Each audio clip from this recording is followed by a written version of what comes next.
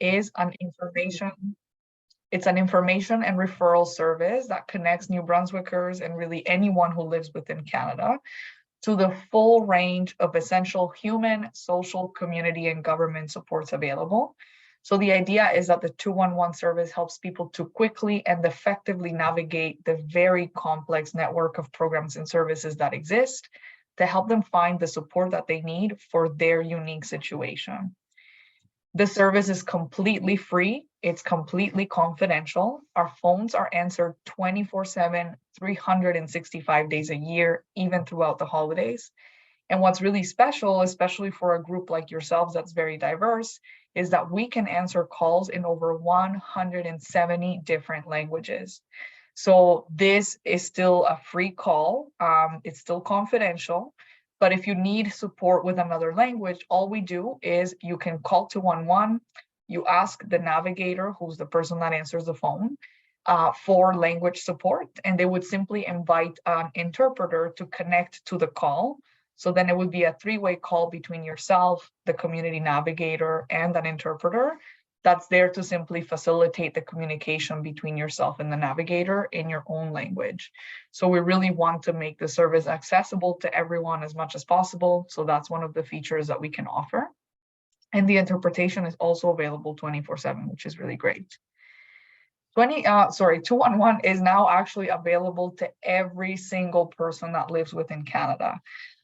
So the service is available from coast to coast to coast. Back in 2020, we received some federal funding to be able to expand the 211 service to the last 3 provinces that didn't yet have access to the service, which were Manitoba, New Brunswick, and Newfoundland and Labrador.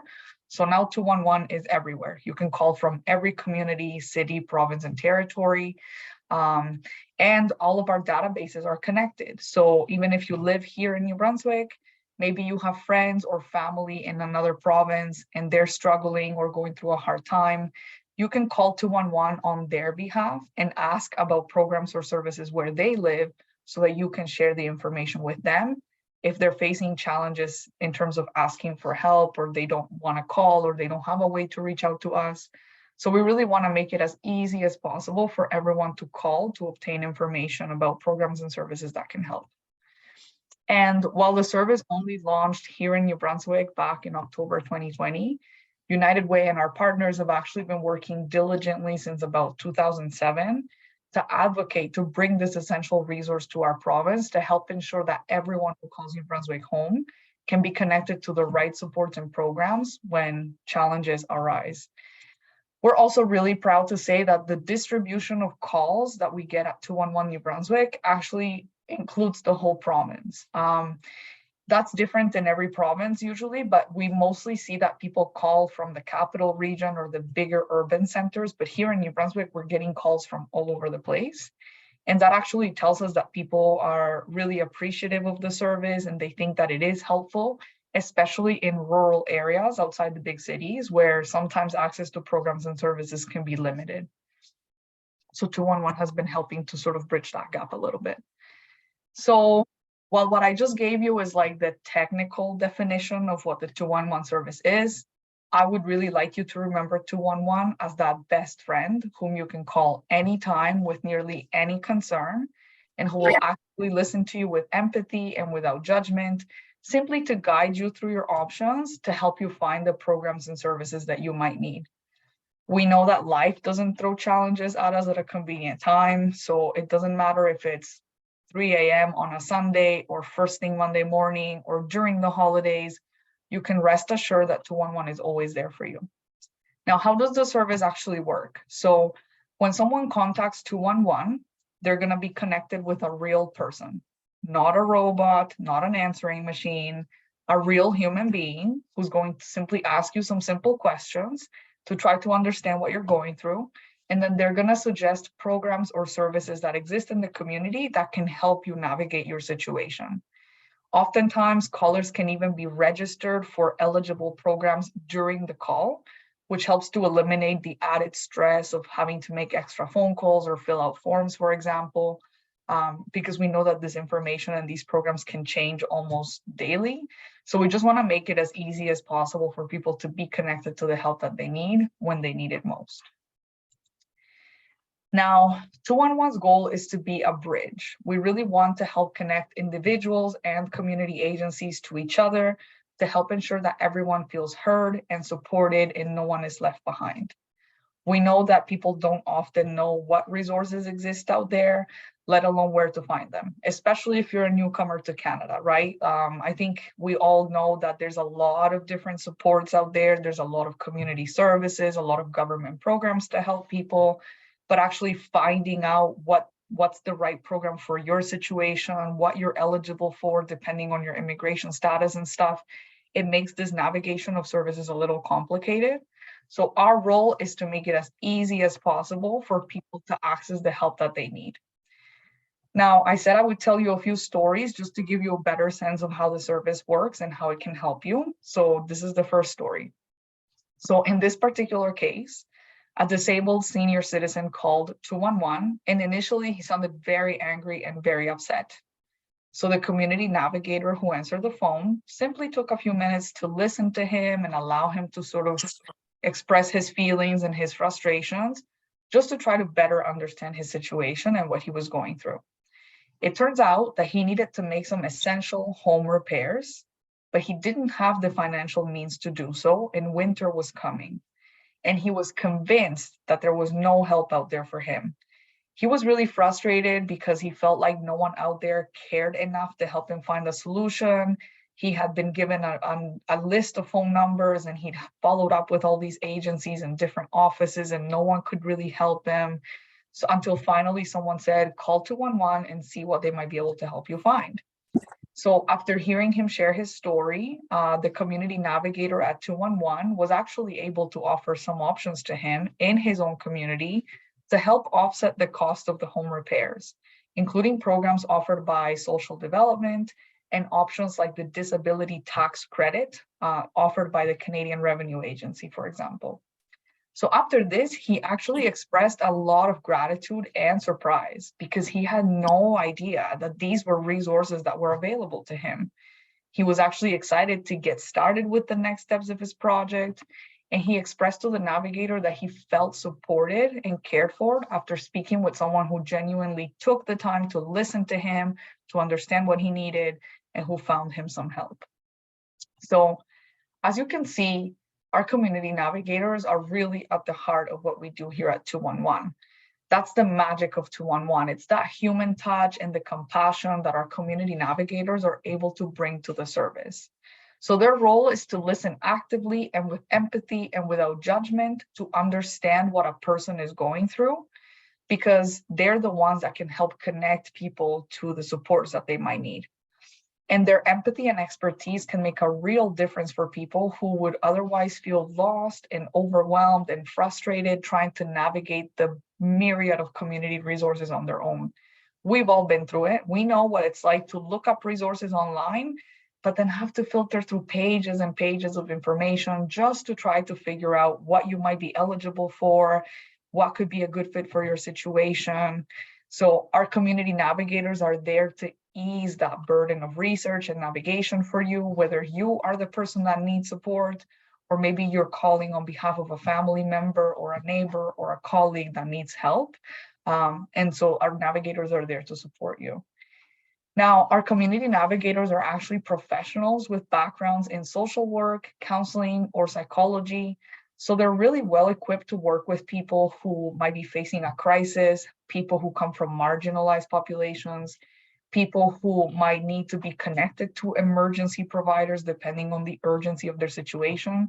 And they can collaborate with all those other emergency providers to connect the call directly to them and support people on the line until they get to more specialized support if that's what's needed.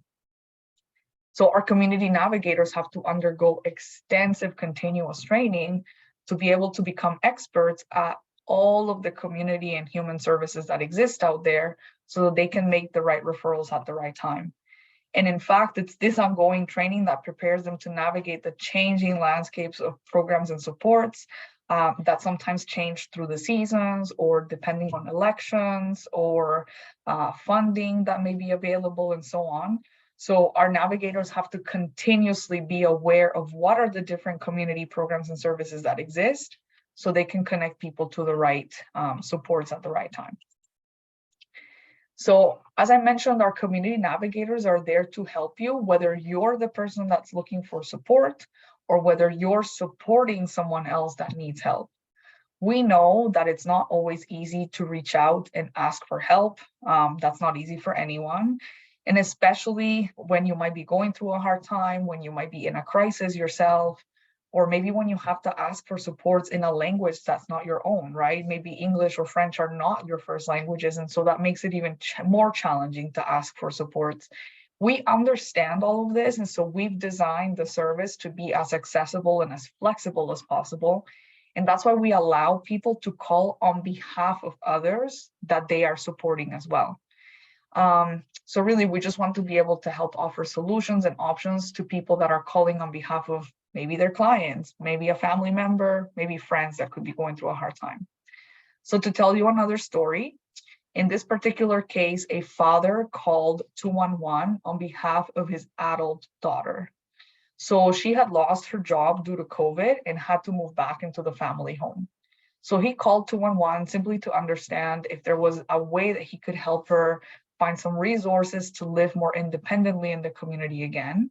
And while the community navigator was looking for resources, the father started opening up a little bit more during the call, simply to add that his daughter was really struggling with her mental health. He mentioned that she was seeing a therapist once a week, but it seemed like she needed some additional support. So the navigator asked if this was another area where he would like to find some resources, and the father said yes. So at that time, the community navigator was able to expand her search to include not only affordable housing options and employment counseling resources like the father initially asked about, but also resources to help the daughter cope a little bit better with her mental health. So as you can see, that's the value of really having someone who can take the time to listen and who cares enough to help address these complex needs, because we know that life's challenges don't usually happen in isolation.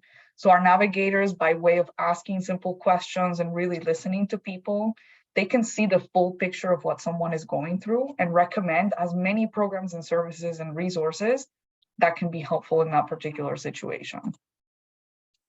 So while it's really important for me to tell you what 211 is, it's also very important for me to tell you where the 211 work sort of ends. So what 211 is not. So it's important to remember, first of all, that 211 is not a crisis management or a counseling service. Our community navigators are not necessarily trained to offer advice, but rather, they are experts in the human, social, community, and government resources available so that they can offer information and referral.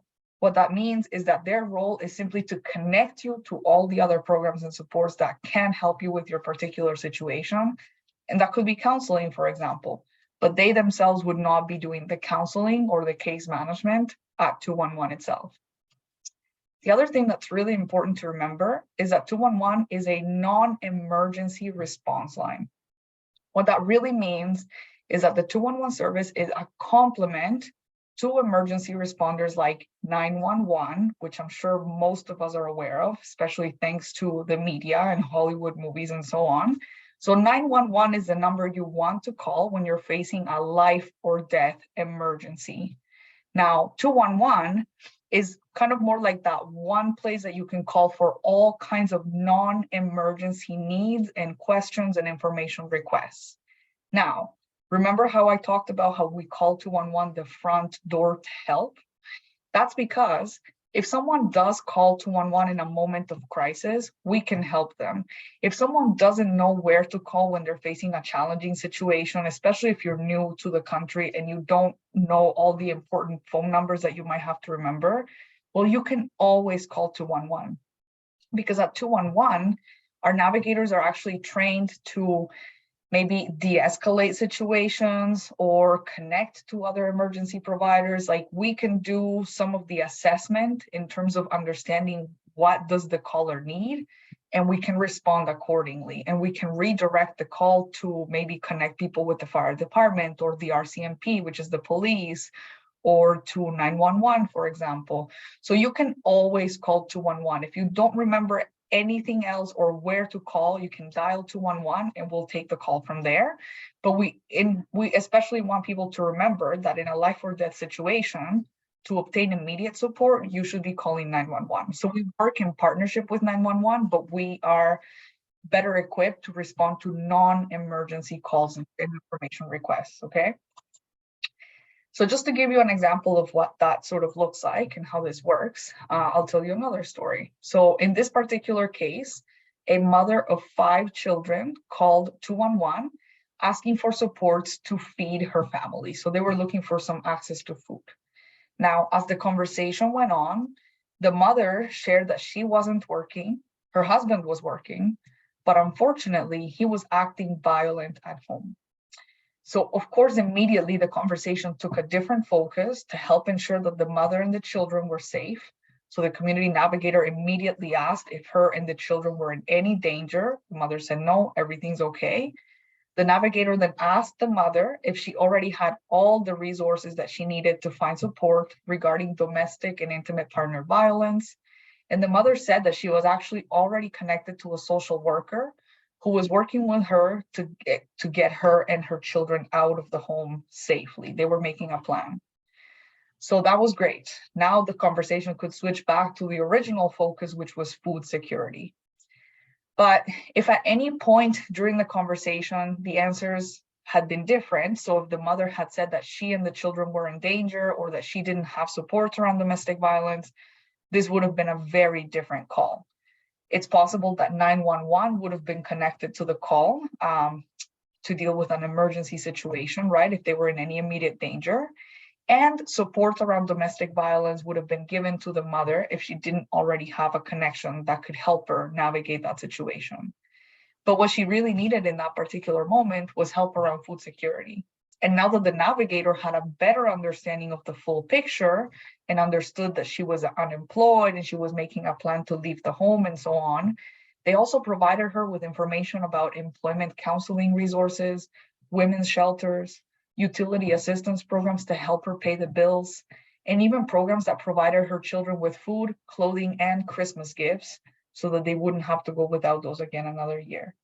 So as you can see, we don't necessarily offer counseling directly at 211, but we can support individuals by connecting them to the right support at the right time, depending on their needs and their particular situation. And the thing is that they can always call 211 again the next day when they're ready to take the next step in their journey or they're ready to receive more information about what to do next. Now, I like to highlight the ways that we can help service providers, because I just like people to understand that what we want to do is help support the agencies and community organizations that are already offering programs and services in the community. We're not necessarily looking to duplicate those services or to do the work that they're doing. So we are a complementary service to the hard work that organizations are already doing to provide services and support. We want to make it a little easier for clients or for service providers to focus on helping their clients by then connecting people to all the other wraparound supports that a particular agency may not be able to offer themselves. So really, we want to ease that burden of research and navigation so that service providers can do what they're best at, which is serving their particular clients. So I like to give the example of how a few years ago, I used to work as an employment counselor for newcomers. And of course, you know, my role was to help people find a job and maintain that job. But in order for people to find the job and maintain that job, well, we have to talk about certain things like, do you have access to affordable transportation to get to and from work on a reliable schedule? If you have children, have you already found childcare or a babysitter for them? Because children under a certain age cannot stay at home alone in Canada. So let's make sure that we find affordable childcare for you so you can go to work and not worry about that, and so on. And so instead of being able to focus just on their CV and their interview preparation and labor market research, I often found myself having to do a lot of research like on the side of my desk just to try to support my clients with all these other concerns that I knew they had, even though that wasn't necessarily my job. But when you're working with people, you know, their lives are complex, their needs are complex. And so I really wish I had a tool like 211 at the time, because I would have been able to tell my clients, okay, Let's focus on the CV, let's focus on the interview preparation. For questions around affordable transportation or childcare, for example, you can call 211 and they'll connect you to all the other resources that can help you in that particular area. I didn't have anything like that, but now we do have this tool available all across Canada. So my hope is that people who are working with the public, anyone who's supporting family members who may be aging or sick or who might be struggling financially and so on, can help people in the ways that they can, and then reach out to 211 for all the other supports that we may be able to help connect people to. So by doing all these things, what we want to do ultimately is to allow organizations and staff to provide more holistic services to people, so that like by connecting them to additional support for complex needs. So again, same thing. We just want to help people to focus on the work that they can do within their capacity, and then we can do the rest by connecting people to the full range of social, community, and government programs that can assist them in their situation. So as you can see by the examples on the screen, the services that 211 can connect people to are incredibly broad. They include resources related to financial assistance programs, food security, programs for seniors, which is a really big focus of the work of not only 211, but United Way as a whole across Canada. We can connect people to affordable housing resources or programs, mental health supports, COVID relief programs, or really any type of government benefit that's available. Women's shelters, shelters for youth, supports to families and single parents, supports to newcomers, employment counseling, professional development and training programs or funds, you name it, legal aid. There's all kinds of things in our database. So in that sense, 211 is a great resource for that everything else category, that other information and response lines are not always built to handle to this level of detail. It really takes a village to make this system work, because we rely on community agencies to tell us about their programs and services so we can add them to the database.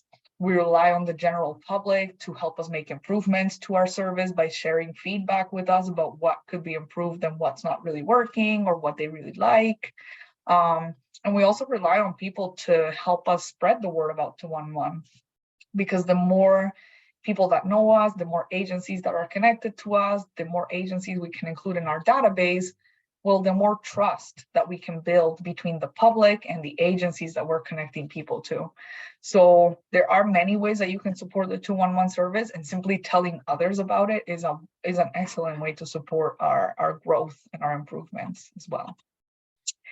Now, how do you actually access the 211 service? Well, it really is as simple as dialing 211 on any phone, and you should be connected to the service. Our calls are answered on average in less than like 45 seconds. So it is the fastest way to be connected to someone that can answer all kinds of questions about programs and supports you might need, which is fantastic. If for whatever reason you have trouble connecting to the service by dialing 211, you can always call our toll-free lines. So the second number on the screen is our main toll-free line. And that line also supports something called video relay service communication. So that means that people who are deaf or hard of hearing, who need to use sign language to communicate, they can have an account online with VRS Canada, and they can use sign language and video interpretation to connect with our navigators at 211. The third line on the screen, similar. It's called our teletypewriter line. So this is a device that deaf or hard of hearing folks can use almost to text via telephone. And so they can use that device using the third number on the screen to communicate via writing on a teletypewriter to connect with 211. You can also send emails to 211. I would recommend that if your concern is of like a more pressing or urgent nature, it's probably best to call 211. Again, it's the fastest way to reach the service. Plus, on the phone, we can support 170 different languages. Whereas by email, it would only be English or French that we're able to communicate in. So that would be my recommendation to you. But if ever you want people to just help you do some research, take their time, send you back some information, email works totally fine. And we also have our online portal. So if you visit mb.211.ca, you can visit our basically search engine that allows you to look through all of the listings of programs and services included in our 211 database. So if you're comfortable with computers, you have access to the internet and so on, you can usually navigate the website. It's very easy to use, very user-friendly, much like Google, really. You enter a location, you enter a keyword based on what you're looking for, or if you're not quite sure what you're looking for, but you just want to have a general idea of what's in your area, you always need to enter a location. But at the bottom of the website, we've made sort of like pre-made categories just to help you with navigation. So there's a category specifically for newcomers, one for families, one for food, and so on, based on like the more popular search terms. So we're trying to make it as easy as possible for people to navigate that site. But if ever you need extra support while you're navigating the website, you can also chat online with a community navigator, English or French. And that person can sort of help support your navigation of the website or answer questions about programs or services that you find while you're navigating the website. So as you can see, we're always looking to expand our reach and expand the ways that people can access the service. And we're actually in the testing stages of a 211 app, which is very exciting. I think that's just an easy way for people to simply have that directory of programs and services in their pocket. And you can save resources that you want to have like on a quick list for quick access, basically. So that'll be coming on later in the year probably, but we're very excited to start testing this across provinces, across the country really, for the 211 app. Now, I just want to take a minute to acknowledge all the wonderful partners that we work with to make this possible. So really, we have support from the federal government, the government of New Brunswick, more specifically Social Development and ESIC, which is the Economic and Social Inclusion Corporation of the government of New Brunswick. We have support from United Way Centraide Canada as a national network and the 3 regional United Way offices in New Brunswick, which are in Fredericton, St. John, and Moncton. We also work with Find Help Information Services. So they're actually our service provider, like behind the scenes at 211. So they're the ones that train our navigators. They're the ones that manage all the information in the database. They troubleshoot, they populate the website and so on. And we also have a really special partnership with the St. John Human Development Council in St. John. They hired 2 full-time database editors, and that's their entire job. It's just to help make sure that the database is fully up to date with programs and services, any suggestions that people make in terms of new programs to add or programs to change in the database, they do that work as well. So they're an amazing partner for us to have on this initiative. And as I mentioned before, we're always in communication with community organizations because we need to know about the work that they're doing. They can come in and train our navigators to help them understand the kinds of programs and services that they offer. And they also help us promote the service, much like Prude is doing tonight. So thank you again for hosting these. And so really, I also include you in our partnerships because I'm confident that the more you learn about 211 and the ways that we can help you, the more you'll want to maybe become an ambassador for our service and tell others about it and help support the growth and the strengthening of our trust in our system. So you are also part of the heart and soul of 211. Now, as I mentioned before, anyone can make suggestions in terms of programs or services that can be added or changed in our database. So you can do that by submitting a form in English or in French. And that's basically the link at the top of the screen there. And on the link at the bottom, that link is publicly accessible for anyone that wants to look at it. But what it is we created a portal when we expanded to Manitoba, New Brunswick, and Newfoundland back in 2020. We created a website where we could track call volumes, trends, the main reasons that people are calling 211. So we collect all kinds of aggregate anonymous data based on calls to 211. And that information is publicly accessible. So if ever you're curious to know what are the main reasons that New Brunswickers are calling 211 for help, or how many calls did 211 get over the last year now that everything's increased in price and inflation and so on, all of that information is there. And we want to be able to make use of that information to help advocate with different levels of government to ask for better support to the social services sector. Because one of the things we also know based on calls to the service is where there's services that are missing, right? So maybe people are calling from a rural community outside of the big cities. They're looking for housing supports or shelters. Well, if their community doesn't have a shelter, we can't really connect them to services in their particular area. And we keep track of that information so that anytime we have an opportunity as a United Way network to communicate with our government partners or funders or people who are providing money for supporting programs and services, we can say, well, actually, we have this many calls from this community asking about this need, and there's no program or service in that area to meet that need. So this area needs more support. So it's really important for us to keep collecting this data, and we've been doing that since day one, back in 2020 when we started. So if ever you're curious to take a look at that information, it's publicly available as well by following the link on the screen or visiting 211expansion.ca.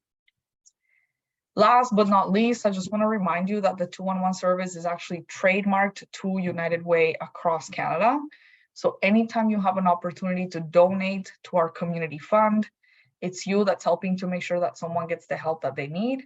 And it's you that's helping to ensure the continuation of this great service in our community and in our province. So thank you for that. That's basically all I have for you, but I will leave that slide up for a minute if anyone wants to take down my email or my contact info, and then I'll stick around for a few minutes to answer questions or comments if anyone has any. So thank you so much for your time. And thank you once again to Prude for hosting these multilingual sessions over the last couple of weeks and the next couple of weeks. That's it.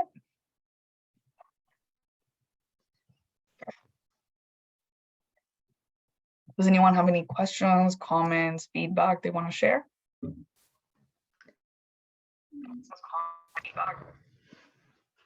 Thank you, Can you help Daniela. us with your question? I think that I will start with the first question that is pretty common among the newcomers is if they are asking for specific information for a service or a benefit, is that going to affect their migration process? No, not at all. So I do get asked that question as well.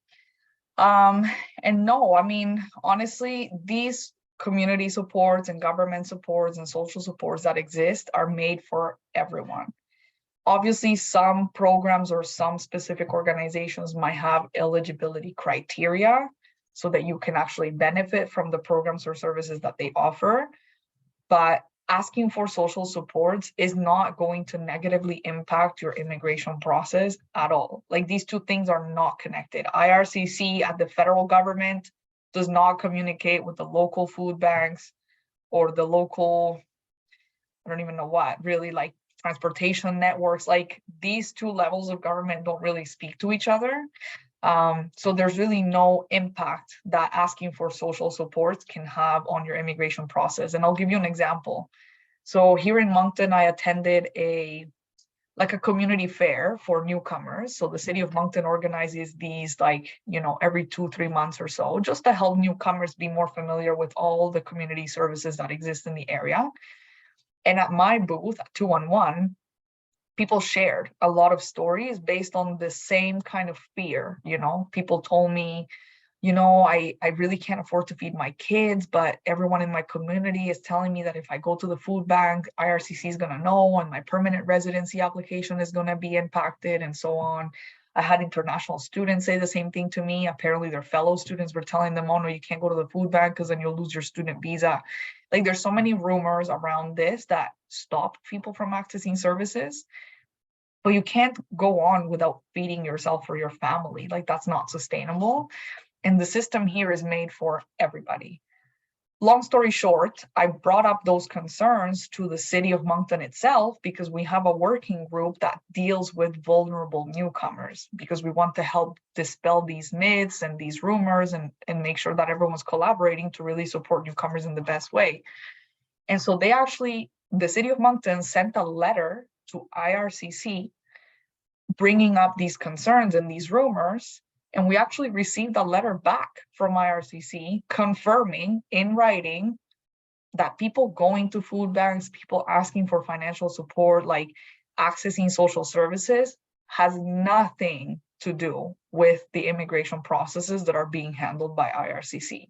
So if ever you find yourself in a situation where you need to access food or you need to access financial supports, don't hesitate to call 211.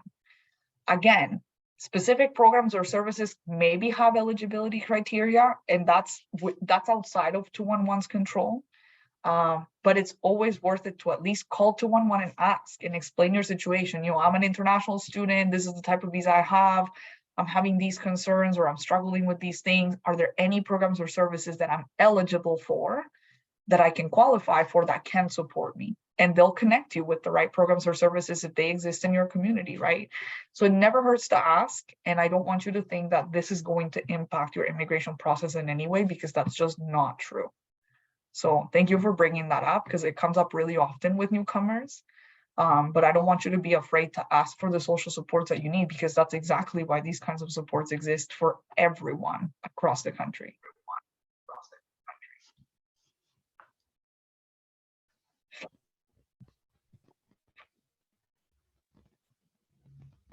Is there any other question? Brenda, I would like to ask a question on behalf of someone else. Sure. So is this service available only for emergencies, or can I use it just if I have like a question or I'm not sure Yeah, if sure. I need that service or not? Yeah, so that's a great point. So again, we are a non-emergency response line. So if there is an emergency, it's better to call 911. Again, if it's a life or death emergency. But if you don't remember the right number, or you have no idea where to call, you can always call 211. But 211, to answer your question, is better able to handle calls that are simply questions, information requests. Like, that's exactly why people call 211. They may not know exactly what they're looking for, but once they explain their situation, our community navigators will know where to connect them to, right? Depending on the programs available in the community or the government benefits and so on. So yes, there's no stupid question at 211. Like, you can call 211 to ask all kinds of things. And especially for newcomers, right? Like, if you're new to the community, how could you know what exists or what doesn't, or where things are, or how to process certain things or documents, like how to file your taxes? This is something that's new to most newcomers, and it's coming up this season. So you can call 211 and say, hey, I've never filed taxes before. I have no idea how to do this. Help me. Like that, that's exactly why 211 was built. So yeah, to answer your question, we can handle both, but we do prefer that people in a life or death emergency call 911 first. If they don't know where to call, they can call 211, and we can connect them to those emergency providers if necessary. Perfect. Thank you. Thank you very much. You're welcome. Well, thank you so much, Daniel. This is Lee Song and from Purin. Thanks for spending the evening hours with us for this important information. I do have a question, might be a technical, like how often do you update your data? I just searched on 3 to 5 different organizations that I'm familiar with, but their data don't seem to be matching with what I know. So I'm just wondering how often and you do update the data? Right. So there's a couple different ways that we do that. One, agencies can always submit updates to us any time of the year. They can do it by contacting me and I'll send them the form, or they can find the form on our 211 website and fill it out and send us updates anytime. But also, I mentioned we have 211 database editors that do this full time. So the way they work is we have roughly 2,000 or so programs and services in our 211 New Brunswick database. So what they do is they actually divide that into 12 even chunks. And throughout the year, like every month, they're checking in with a chunk of those lists. So like a couple hundred organizations each month, asking them to please update their records and their information, just so we can make sure that things are updated at least once a year.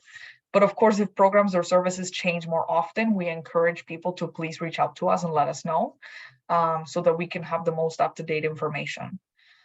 So yeah, if you are familiar with community organizations and you see that their profile isn't really up to date on the website, please encourage them to send us their information so we can make sure it's up to date, or we'll, obviously reach out to them at some point during the year to encourage them to send us an updated version of their profile, so that we're not referring people to a dead end, right? We don't want to do that. We don't want to send people to the wrong phone number all the time, or to the wrong address, for example. So that's really important. There's a few different ways that we can do that, and we encourage people to remind each other to update their records with 211 for sure.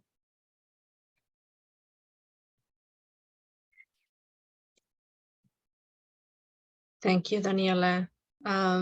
The last question probably would be that if somebody else is outside of New Brunswick, like in another province, and they're thinking about moving to some specific location in New Brunswick, they should contact as well 211 and tell the navigator that they would need the resources for this specific location, or how would it work? Yeah, absolutely. That's a great question. So 211 can be a really, really helpful tool if you're planning to move either to New Brunswick or to another province, because depending on your own particular needs, like maybe you're a single parent, or maybe your child has special needs or medical concerns. Well, if you want to be familiar with the kinds of resources that are available where you're considering moving, 211 can be a really great tool. You can always say, hey, I'm currently living in New Brunswick, but I'm planning to move to Toronto. And I really need to connect with a cultural association, a doctor that can address these medical concerns, and a food bank, and they can give you information before you go. So that way you can have a plan, right, for how to access any particular service you need and so on. So even for people that are considering moving to New Brunswick, obviously you wouldn't be able to call 211 from another country necessarily. I need to check and see if the toll-free line would allow you to call 211 from another country. It's possible this could work. But for now, at least the website, right, is an easy way to kind of look through and see what community resources are available in New Brunswick where I'm going to move. So that way you can have an idea of how to prepare, or, who to connect to before you arrive so that they can support you, and so on. So yeah, 211 can be a really helpful tool for doing things like that, just to give you a sense of what's available in the community that you're going to. Thank you very much. Is there any other question? Just to thank you, Daniela. I was really interested in what you were saying, how well-trained the navigators are. I had just assumed they were just people who would use the same database that's on your website. So I see a lot of value in calling. Myself, I've been looking at the database and not calling because the database was there online. So absolutely. Just out of curiosity, I was just interested in, and we had spoken about this in our class with our clients today and yesterday, and people were very interested in the multilingual aspect of it. And how does that work? Like, if someone doesn't speak English at all and they just start talking, how does the interpretation service guess which language? Do they have AI or something to help them? Or? No, I really don't think it's that sophisticated. Like, I think in English or French, they may at least be able to tell us like the name of the language they wish to speak. And then the way it works is we have an interpretation partner, like a third-party company called LanguageLine. And so we can simply call into LanguageLine, ask for an interpreter to join the call, and then it becomes a three-way call where the interpreter is facilitating communication between the 211 navigator and the member of the public that's calling 211. It doesn't change the nature of the call. There's no charge for it. The interpretation is also available 24/7.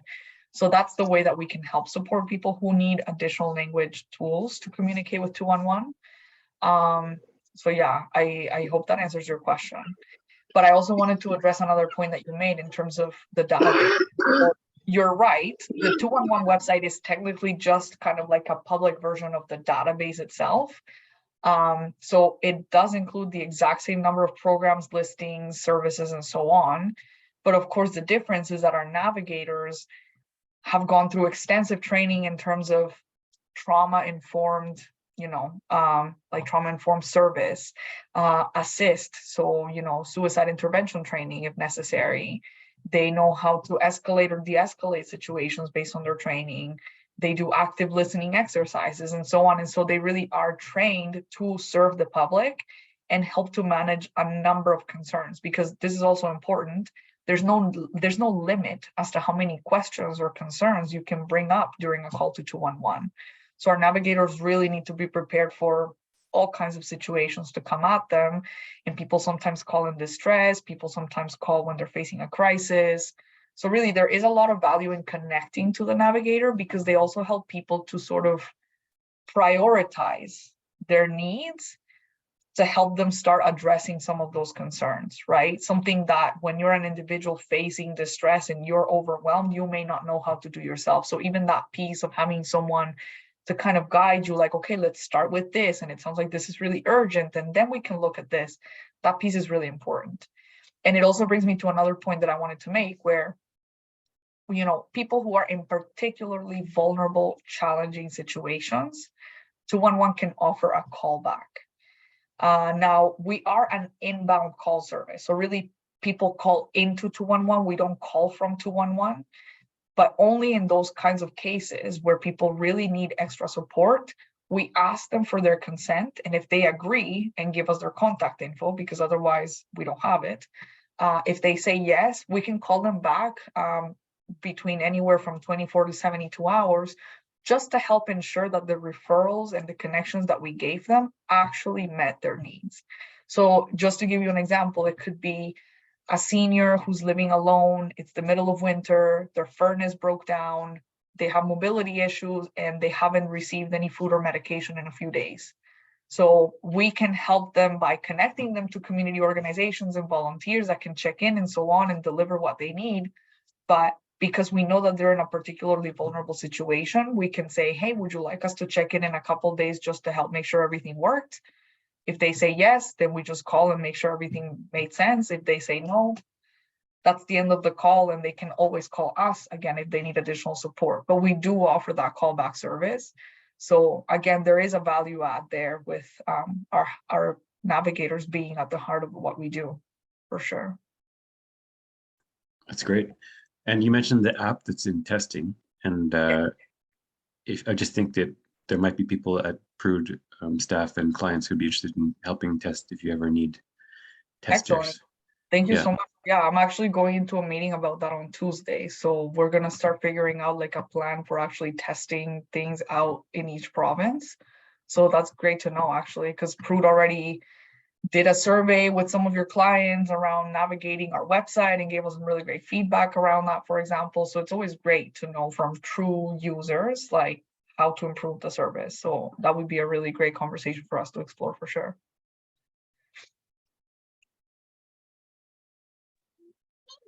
Thank you very much. Is there any other question? In the chat box, you can see that is only gratitude for this session. There's no any other question in the chat box, at least. Just to thank you, Daniela, for this wonderful information and very helpful platform that we all can use and access anytime. Thank you so much, everyone. It's really great to have the opportunity to spread the word about the service. Please go home and tell somebody else about it. You never know when people might need this information. And yeah, I hope to see you soon next time. Thank you so much for hosting us. Thank you very much. Take care, everyone. Thank you. Bye. Have a great night. Bye. Thanks. Thank you.